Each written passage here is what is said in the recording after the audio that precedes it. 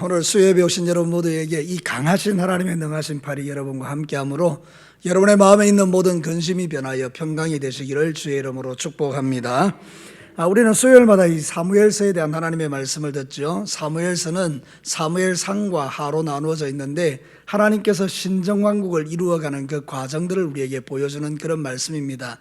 그래서 하나님께서 대리 통치자로 사울을 세웠는데 사무엘상에서는 사울의 실패의 이야기들이 많이 나오죠.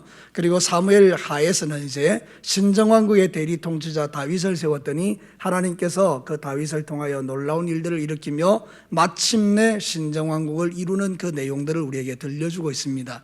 근데 여러분 이 사무엘서의 구조를 보면 말입니다.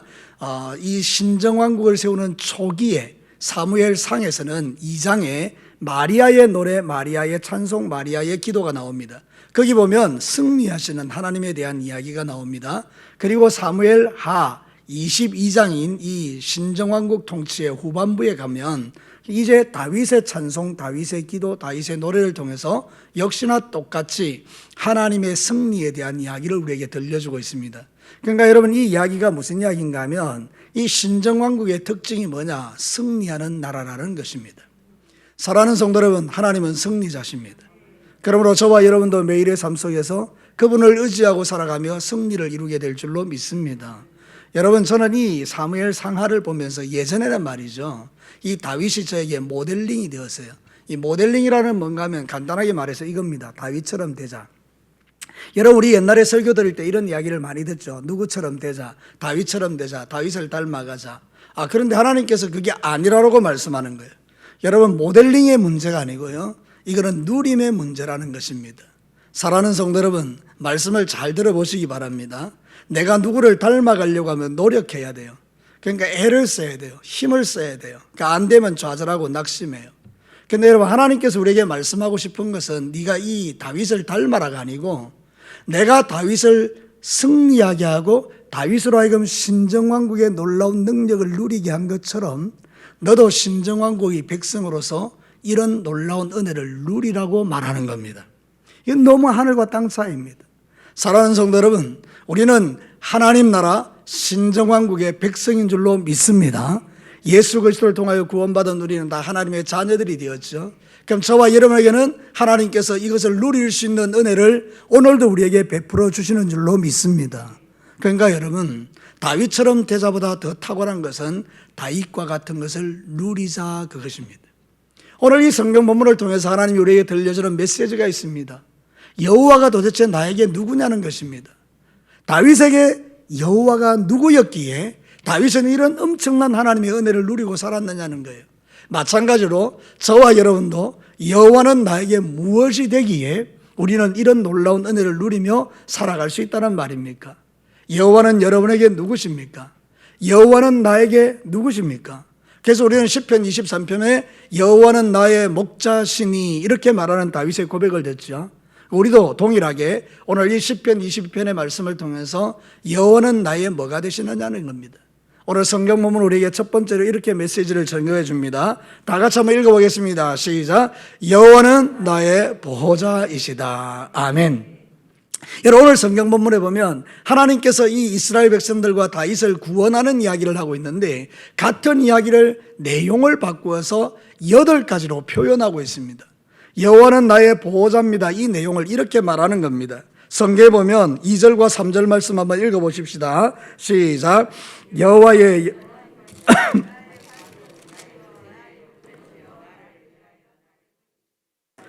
내가 피할 나의 반석의 하나님이시요 나의 방패시요 나의 구원의 뿌리시요 나의 높은 망대시요 그에게 피할 나의 피난처시요 나의 구원자시라 나를 폭력에서 구원하셨도다.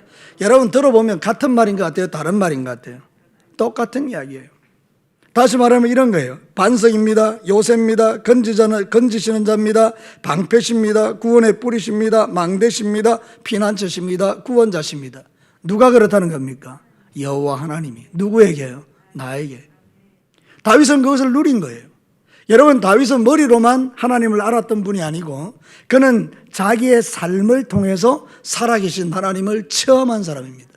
그러니까 다윗에게 하나님이 누굽니까 물어보면 다윗은 그냥 자동으로 나오는 게 이럽니다. 여호와는 나의 반석이십니다. 여호와는 나의 구원이십니다. 여호와는 나의 피난처십니다. 여호와는 나의 산성이십니다. 여호와는 나의 높은 망대십니다. 여호와는 나의 구원자시고 건지시는 자십니다. 사랑하는 성도 여러분, 이것은 자기가 하나님을 경험하지 않으면 나올 수 없는 이야기잖아요. 오늘 저와 여러분에게 묻습니다. 하나님은 여러분에게 누구십니까? 그럼 여러분들 입을 가만히 다물고 있습니다. 알기는 알겠는데 말하기가 쉽지 않기 때문입니다. 여러분도 오늘 이 말씀을 들으면 여러분도 동일하게 이렇게 말할 수 있어야 합니다. 여호와는 나의 보호자십니다. 할렐루야. 그 보호 안에는 망대, 피난처 뭐 다 들어가는 거예요. 산성 들어가고. 사랑하는 성도 여러분, 모든 것은 하나님을 만난 자가 이 모든 것들을 누리는 사람이 되는 것입니다. 여러분, 다윗은 어릴 때 들판에서 하나님을 경험했습니다. 어떤 하나님을 경험했습니까?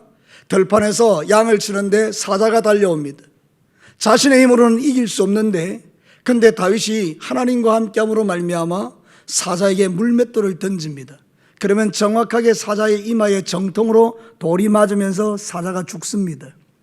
곰이 와서 사자가 그 양을 덮칩니다.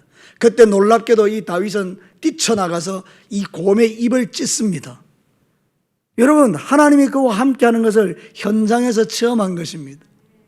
여러분, 골리앗과 싸울 때는 어떤 하나님을 체험합니까? 자기는 너무나 작지만은 골리앗은 장대하지만 그러나 하나님이 나와 함께 하심으로 말미암아 전쟁에 능하신 하나님이 자기를 도와줄 것을 믿고 돌을 던지니 자빠지는 역사를 보게 되죠. 여러분, 사울이 자기를 잡으려고 얼마나 많은 역사를 일으켰습니까? 근데 그때마다 기가 막힌 방법으로 하나님이 자기를 생명사계 속에 두신 것을 체험한 겁니다.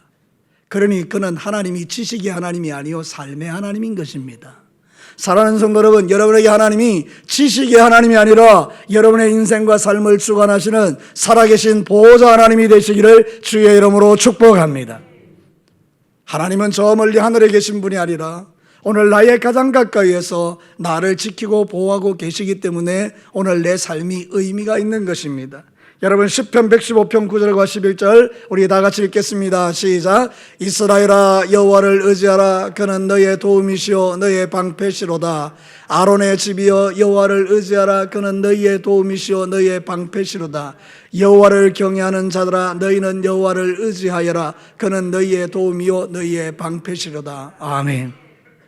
나라의 하나님, 이 나라 이 민족을 지켜주시는 하나님, 우리 가정의 하나님, 우리 가정의 자녀 손들을 지켜주시는 하나님, 그리고 여호와를 경외하는 나를 지켜주시는 하나님, 나라로부터 가정과 나를 지켜주시는 그 하나님을 고백하고 있지 않습니까?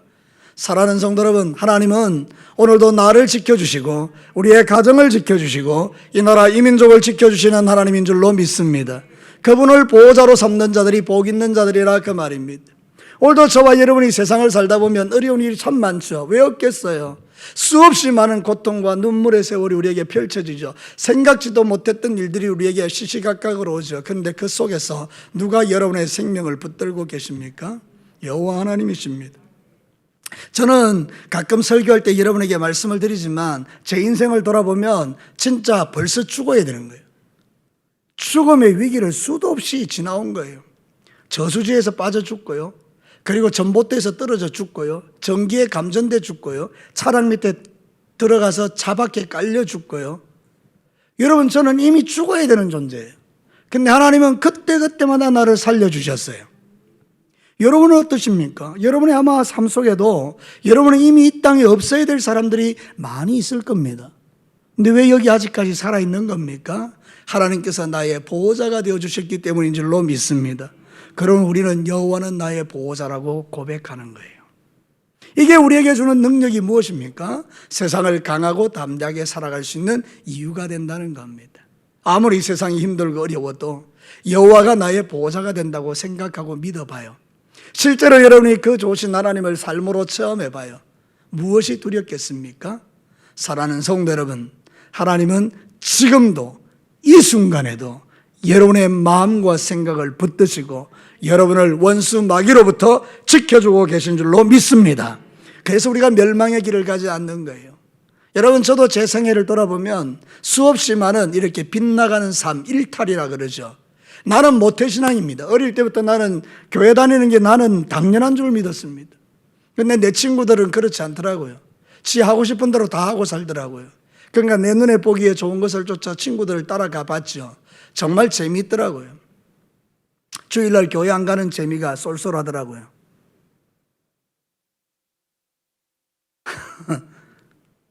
여러분, 이게 술을 한 잔 먹는 그 재미가 쏠쏠하더라고요. 고등학교 때. 사랑하는 성도 여러분, 제가 그런 인생을 한번 살아봤다는 거예요. 근데 여러분, 제가 충분히 주님에 대해서 부인하고 싶은 생각도 들더라고요. 하나님 안 계신다. 네, 여러분 어떻습니까?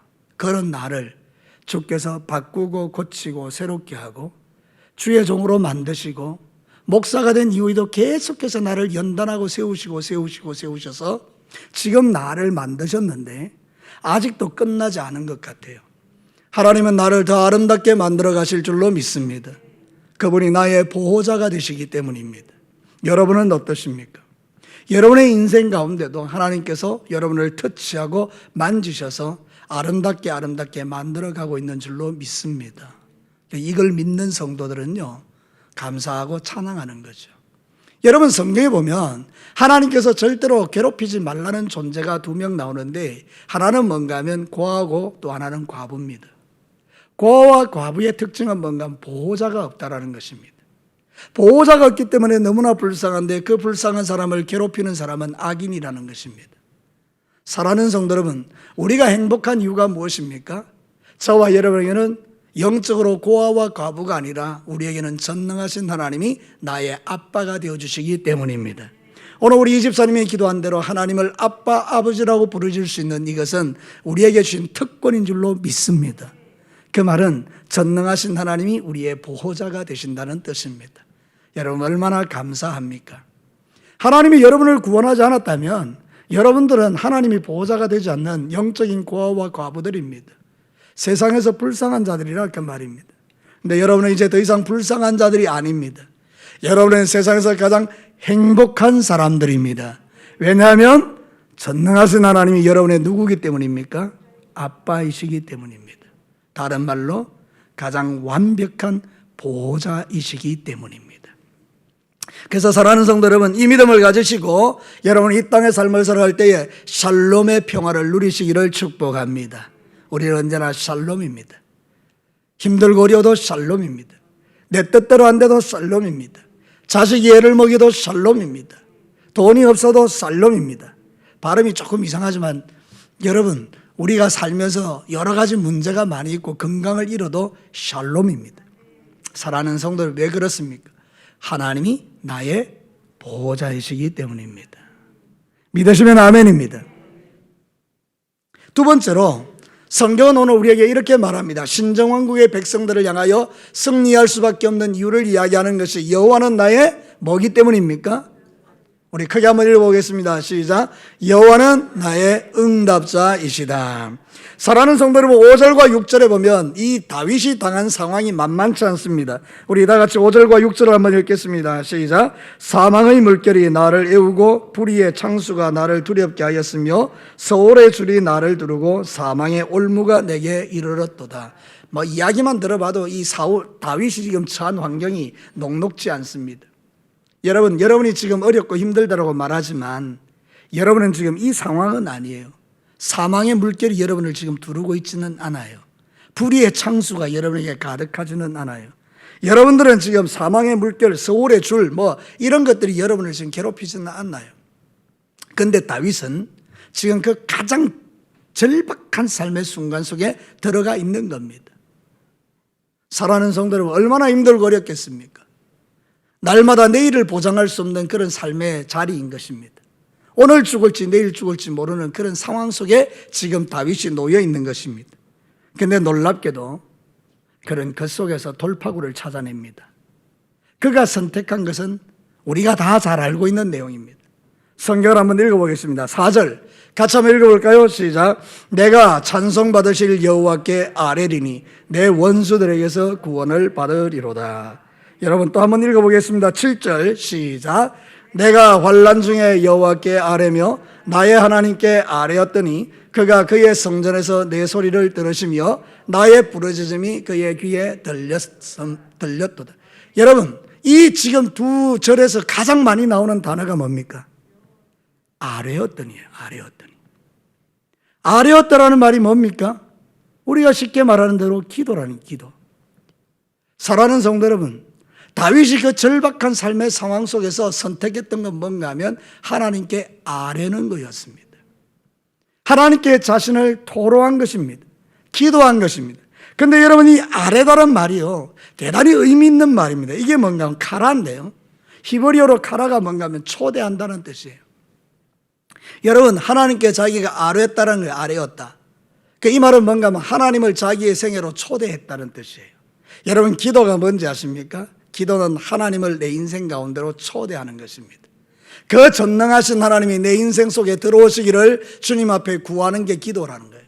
하나님, 내 소원을 들어주세요. 그것도 기도지만 그보다 더 중요한 건 뭔가 하면 하나님을 초대하는 것입니다.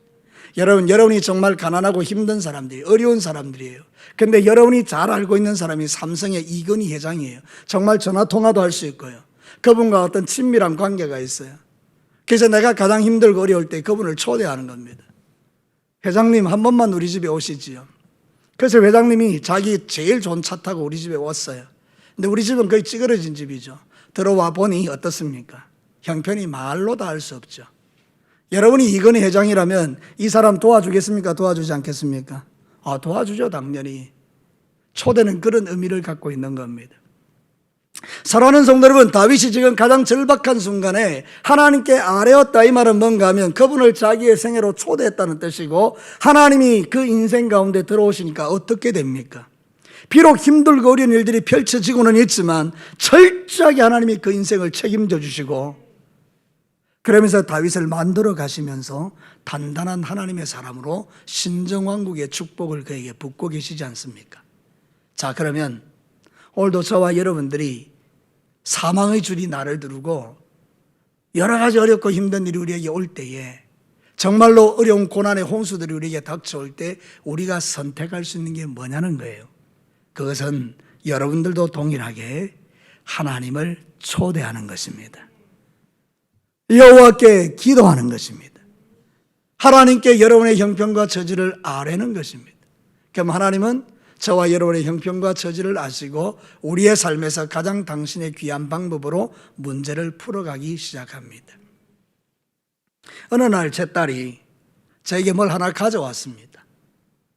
너무나 막 움켜져 있는, 도저히 풀 수 없는 그런 실타래와 같은 것들을 제게 가져왔습니다.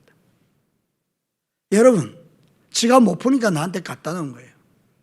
여러분, 제가 그거를 풀다가 집어 던져봤습니다. 못 풀겠더라고요, 저도. 우리 인생 가운데는요, 우리가 노력해도요, 아무리 우리가 뛰어난 실력이 있어도 풀지 못하는 것들이 많아요. 근데 여러분, 하나님께 가져가면 하나님은 너무나 쉽게 풀어주십니다. 할렐루야. 이 좋으신 하나님께 여러분 아뢰는 삶을 살아가시기를 축복합니다. 성경에 보면 기가 막힌 이야기 하나 나옵니다. 사사기 15장 18절에서 19절 같이 한번 읽어볼까요? 시작. 삼손이 심히 목이 말라 여호와께 부르짖어 이르되 주께서 종의 손을 통하여 이 큰 구원을 베푸셨사오니 내가 이제 목말라 죽어서 할례 받지 못한 자들의 손에 떨어지겠나이다 하니 하나님이 레위에서 한 우묵한 곳을 터뜨리시니 거기서 물이 솟아 나오는지라 삼손이 그것을 마시고 정신이 회복되어 소생하니. 여러분, 나귀 특별로 블레셋 사람을 쳐 죽일 때에 너무 많이 죽이다 보니까 힘이 빠져서 이제 자기가 죽게 된 거예요. 이제 기력이 다 떨어지고 목이 말라서 이제 덜 힘도 없는 상태가 된 거예요. 그때 이 삼손이 선택한 게 뭡니까? 자살입니까? 아니요. 여호와께 부르짖은 거예요. 하나님께 아뢰는 거예요. 하나님을 초대한 거예요. 그랬더니 주께서 그 현장에 오셔서 우묵한 곳을 터쳐주셨어요. 그래서 그 물을 마시는 순간에 소생되었어요. 그래서 그 샘을 엔학고레라고 말하는 거예요. 사랑하는 성도 여러분, 이 엔학고레는요, 회복의 셈인데 예수 그리스도를 상징하는 셈이에요. 여러분, 우리가 힘들고 어려울 때에 예수님을 의지하는 거예요. 주님께 기도하는 거예요. 그럼 하나님께서 우리에게 영적인 소생을 일으켜 주실 줄로 믿습니다.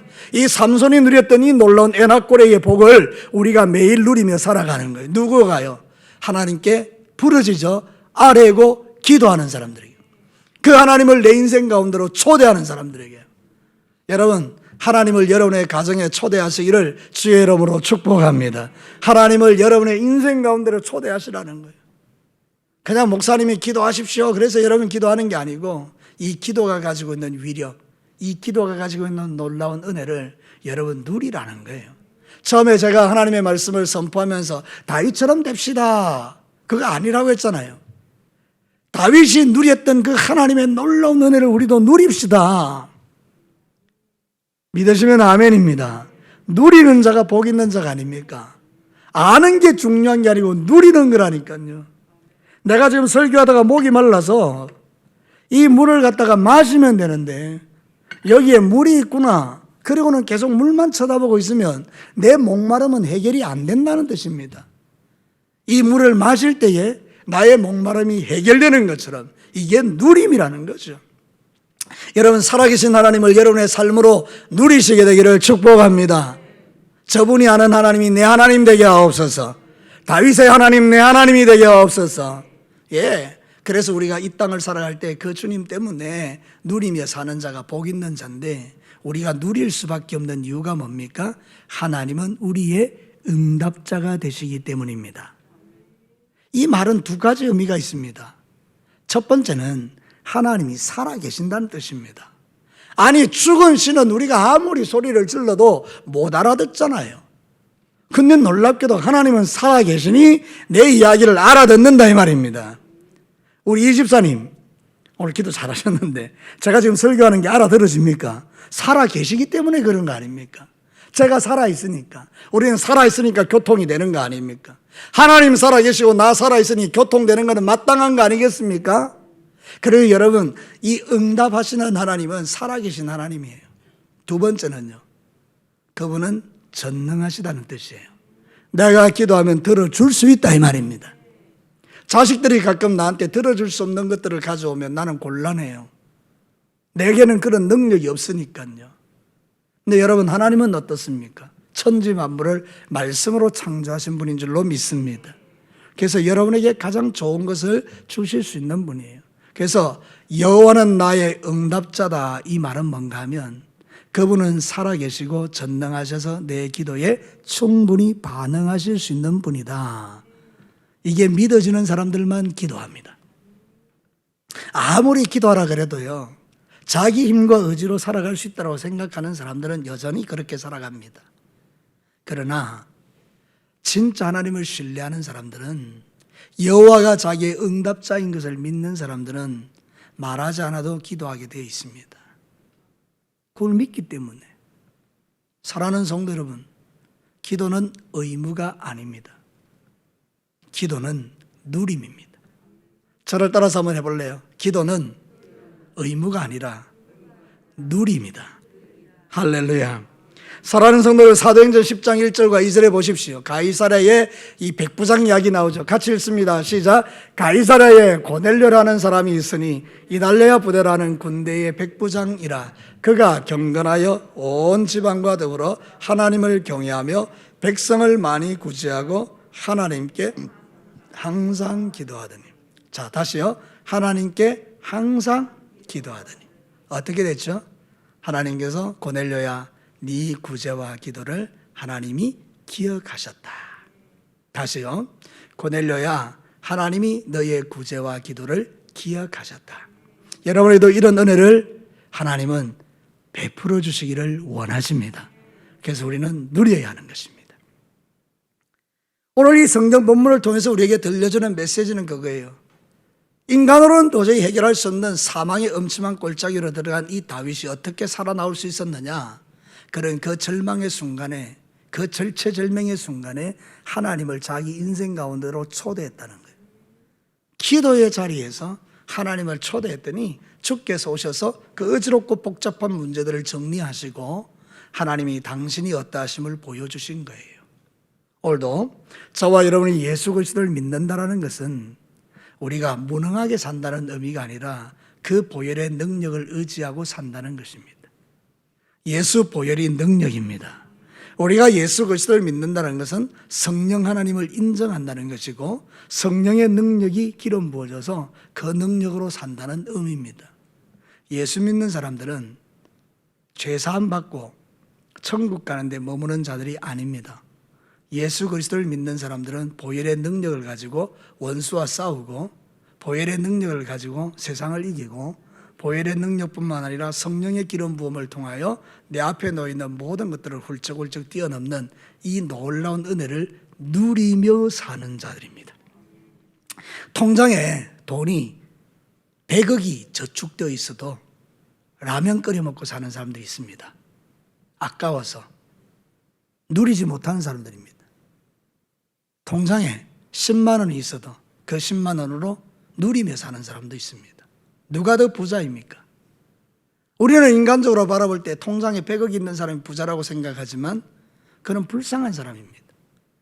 진짜 행복한 사람은 누리는 사람입니다. 여러분, 예수 그리스도가 나의 구원자임을 믿습니다. 하나님이 전능하신 분임을 믿습니다. 그러나 그보다 더 중요한 것은 그분을 내 삶 가운데 초대하여 누리는 것입니다. 여러분, 여호와는 나의 응답자 되십니다. 마지막 세 번째입니다. 우리가 다 같이 한번 크게 읽습니다. 시작. 여호와는 나의 승리자이시다. 여러분, 오늘 본문에 보면 8절부터 18절까지 내용이 아주 길죠. 근데 이게 묘사로 되어 있는 묘사. 하나님은 코에서 김이 나오시는 분이다. 하나님은 천사를 타고 다니시는 분이다. 하나님의 발밑에는 어두컴컴하도다. 하나님은 막 전능하시다. 막 번개 때리시고 막 이러는 분이다. 막 이런 이야기를 해요. 그렇죠? 그러니까 인간의 말로는 하나님의 능력을 표현할 수 없으니까 다양하게 시적으로 표현한 게 그런 내용이에요. 그러니까 이 내용 전부를 보면 딱 한 가지예요. 하나님은 승리자시다. 사랑하는 성도 여러분, 오늘도 이 성경 본문이 다윗이 찬송하는 이야기가 뭔가 하면 하나님은 이기시는 분이다. 그래서 다윗이 승리한 거예요. 사울과 다윗의 차이가 뭔지 아십니까? 여러분, 다윗은 승리하신 하나님을 의지하고 살았고, 사울은 자기 능력 의지하여 살았던 거예요. 그러니까 여러분, 하나님이 도와주는 사람과 돕지 않는 사람은 하늘과 땅 차이죠. 하나님의 승리가 다윗의 승리예요. 이 말은 정말 우리에게 엄청난 도전이 되는 말씀이에요. 하나님의 승리가 나의 승리입니다. 예수 승리가 내 승리입니다. 그래서 여러분들은 기본적으로 이기는 자들입니다. 그게 바로 여호와는 나의 승리자라는 의미 속에 들어있어요. 그래서 하나님은 우리의 원수들을 끝장내 주십니다. 성경을 한번 보도록 하겠습니다. 18절, 이 결론이죠. 큰 목소리로 한번 읽겠습니다. 시작. 나를 강한 원수와 미워하는 자에게서 건지셨으며 그들은 나보다 강했기 때문이로다. 다윗이 말하는 게 뭡니까? 그의 대적이 자기보다 강하다는 거예요. 사울이 그 당시에 가지고 있는 그 막강한 권력 가지고 다윗을 쫓아올 때에 다윗은 이길 수 있는 능력이 없었잖아요. 근데 누가 이기게 하셨다는 거예요? 하나님이 강한 원수와 미워하는 자에게서 자기를 건져주셨다. 그 말은 뭔가 내게는 이긴 능력이 없었는데 하나님이 이기게 하셨다는 뜻이에요. 오늘도 여러분, 이 험한 세상 삶을 살아갈 때 여러분의 실력으로 누구를 이길 수 있겠습니까? 우리는 고백할 수 있는 게 이것밖에 없어요. 하나님, 오늘도 나는 패배했습니다. 오늘은 넘어졌습니다. 자빠졌습니다. 내 뜻대로 안 됐습니다. 그런 고백을 할 수밖에 없는 인생들이잖아요. 그런데 놀랍게도 그런 사람들이 하나님을 신뢰하고 여호와의 승리가 내 승리라고 믿어지는 순간부터는 사람이 달라지는 거예요. 눈빛이 달라지는 거예요. 세상에서 가장 우리를 절망케 하는 게 뭔가 하면 패배의식입니다. 여러분, 운동 경기할 때 보면 맨날 지는 팀이 있어요. 맨날 이기는 팀이 있어요. 실력은 별로 차이가 안 나요. 종이 한 장이라고 볼 수 있어요. 그런데 한 팀은 계속 이기고 한 팀은 계속 져요. 생각이 달라요. 지는 팀은 맨날 이렇게 해요. 조금만 힘들어지면 오늘 지겠네. 계속 지는 거예요. 이기는 팀은 지고 있는데도 우리 오늘도 이기겠네. 후반에 역전시키면 되지. 그리고 막 하는 거예요. 그러니까 DNA가 다른 거예요. DNA가. 여러분, 하나님은 저와 여러분에게 예수 그리스도가 십자가로 승리하실 때 그 승리의 DNA를 이미 내 안에 심어두신 줄로 믿습니다. 여러분은 못 이기지만 주님이 이기십니다. 다윗은 못 이기지만 하나님이 이기게 하셨습니다. 그래서 여러분 고린도후서 1장 9절과 10절에 사도 바울이 이렇게 고백합니다. 고린도후서 1장 9절 같이 읽어볼까요? 시작. 우리는 우리 자신이 사형 선고를 받은 줄 알았으니 이는 우리로 자기를 의지하지 말고 오직 죽은 자를 다시 살리시는 하나님만 의지하게 하심이라. 그가 이같이 큰 사망에서 우리를 건지셨고 또 건지실 것이며 이후에도 건지시기를 그에게 바라노라. 사도 바울이 고백이 이래요. 나는 내 인간의 힘으로는 나는 이제 죽을 수밖에 없는 인간이다. 그런데 하나님께서 그 사망에서 우리를 건져주셨다. 우리가 하나님께 기도했더니 그런 일이 일어났다. 이 고백을 지금 하죠. 여러분 사도 바울이나 우리나 뭐 다를 바 있습니까? 사도 바울의 하나님이 내 하나님이시고 사도 바울의 예수님이 내 예수님이고 사도 바울의 성령님이 나의 성령님이시고 그러면 사도 바울의 고백도 나의 고백이 아니겠습니까? 여러분 큰 사망에서 이기게 하시는 하나님을 바라보고 여러분의 모든 삶 속에서도 이기고 승리하시기를 주의 이름으로 축복합니다. 세상 사람들 우리에게 이렇게 말해요. 아이고 예수쟁이들, 의지박약아들, 그런 이야기 많이 들어요. 무슨 이야기인가 하면 지가 의지가 없으니까 신을 의지해서 빌붙어서 산다, 이 이야기를 지금 조롱같이 하는 거예요. 여러분 정말 그렇습니까? 아닙니다. 우리가 그런 차원으로 하나님을 섬기는 게 아닙니다. 불신자와 우리가 비교해보면 우리가 훨씬 낫습니다. 왜 아멘 안 하십니까? 여러분이 훨씬 불신자보다 낫습니다. 실제적으로도 하나님 빼고도. 그런데 우리가 그들보다 탁월함에도 불구하고 우리는 왜 하나님을 의지하는 겁니까? 우리의 믿음은 무엇입니까? 나의 티끌 같은 그 능력, 별 볼 일 없는 그 능력 의지하는 것보다 전능하신 하나님의 능력을 의지하는 것이 훨씬 복되다는 걸 믿기 때문입니다. 의지가 박약이라서 하나님 찾는 거 아닙니다. 사랑하는 성도 여러분, 우리가 이 험한 세상 삶을 살아갈 때 그 하나님의 전능하심이 내게 임하여 그분의 승리가 내 승리가 되는 것을 우리는 믿기 때문에 우리가 하나님을 신뢰하고 그 길을 따라가는 거예요. 여러분은 절대로 의지가 약해서 하나님을 믿는 자들이 아닙니다. 여러분들도 불신자와 같이 스스로 뭔가를 할 수 있는 능력들을 가지고 있는 것처럼 보이지만 그 능력과 하나님의 능력을 비교해 보니까 내 능력은 티끌에 불과하니까 그 전능하신 하나님의 능력 의지하고 사는 것, 그게 내 믿음이라는 거예요. 이게 여러분이 깨달아지기를 축복합니다. 그런 성도들은 겸손한 겁니다. 겸손이 다른 게 있습니까? 하나님 인정하는 게 겸손입니다. 여러분 베드로전서 5장 6절과 7절을 보십시오. 겸손을 뭐라고 말하는지 다 같이 읽습니다. 시작. 그러므로 하나님의 능하신 소달에서 겸손하라.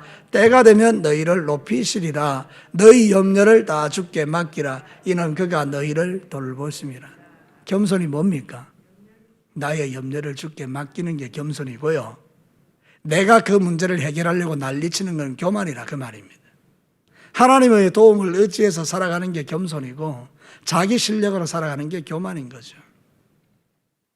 오늘도 이 땅에는 교만한 자들이 지천으로 널려 있지만 하나님은 겸손한 자를 찾아 은혜를 베푸십니다. 그게 바로 저와 여러분이 되시기를 축복합니다. 다윗의 승리는 하나님의 승리입니다. 나의 승리는 하나님의 승리입니다. 그러므로 오늘도 이 본문의 말씀을 여러분의 심장에 새기고 이 신정왕국의 마지막 후반부에서 다윗이 이렇게 아름다운 찬양으로 주님 앞에 나아가는 것처럼 여러분의 인생 가운데도 이런 놀라운 찬양의 고백이 여러분의 삶을 끌고 가시게 되기를 축복합니다. 그래서 여러분들도 다윗처럼 이런 고백들이 필요해요. 하나님은 나의 보호자십니다. 하나님은 나의 응답자십니다. 하나님은 나의 승리자십니다. 이 세 가지만 심장에 탁탁 새기고 살아도 힘들고 어려운 순간에 하나님만 떠올려도 우리는 용기를 얻을 수가 있다 이 말입니다.